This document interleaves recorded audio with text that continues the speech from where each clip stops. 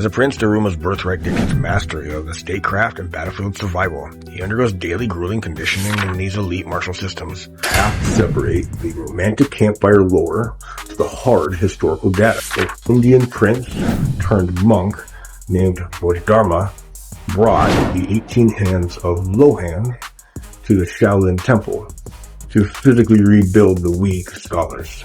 It's a foundational epic, but it's completely unprovable. The earliest records paint him as a peaceful scholar. To understand the true mechanical DNA of Kenpo, we have to look past the modern studio walls and step back thousands of years to the true birthplace of martial science, ancient India.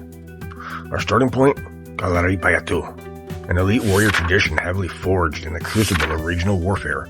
But its evolution wasn't isolated. History reveals a fascinating global crossroads. In 326 BCE, Alexander the Great invaded northwestern India, bringing with him the Greek combat art of Pankratyon, a devastating Olympic system of boxing, wrestling, and submission locks.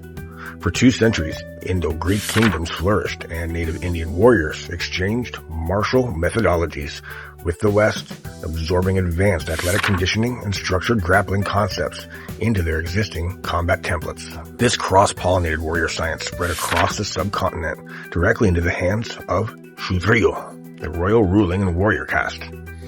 And it's here, around 470 CE, that a prince named Bodhidharma, or Daruma, is born into the royal court of a powerful Paluvya dynasty in the South India.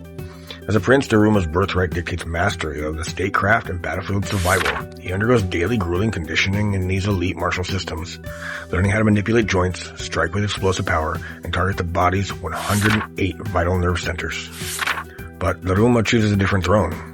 He renounces his royal titles to become a Buddhist monk, committing himself to a massive mission to carry the raw, experiential mind and body awareness of Zen meditation north to the China areas of the Himalayas, where his spiritual practice had grown physically stagnant and intellectualized in 527 CE.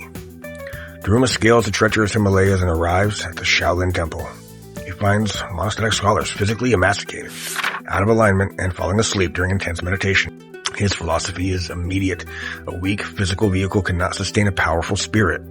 Around 536 CE, he introduces the 18 hands of Lohan, a rigorous system of dynamic tension, structural alignment, and breath control derived directly from his royal Indian warrior upbringing. To an untrained scholar, these look like basic health movements, but to a martial artist, this was an advanced system of combative biomechanics.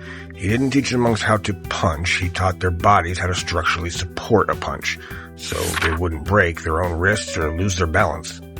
He gave them a physical chassis, but the idea that peaceful, cloistered monks suddenly invented hundreds of complex kung fu styles entirely on their own is a romantic myth.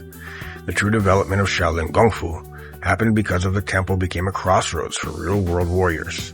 Isolated in the mountains, the temple was surrounded by thick forests infested with violent bandits and rogue soldiers.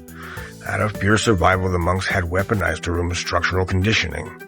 Over the centuries, the temple also became a sanctuary for retired generals, wandering mercenaries, and political rebels fleeing the imperial government. Many of these men were already master killers and had to pay their room and their board, but they shared military battlefield techniques with the monks. Generation after generation, the monks took those raw, brutal military tactics and synthesized them with the sophisticated biomechanics, continuous fluid motion, large circular deflections, and breath control taught by Daruma. They took that elite physical engine and fueled it with real-world survival tactics, planting the deep, ancient seeds that would eventually cross oceans and evolve into the scientific motion of modern Kenpo.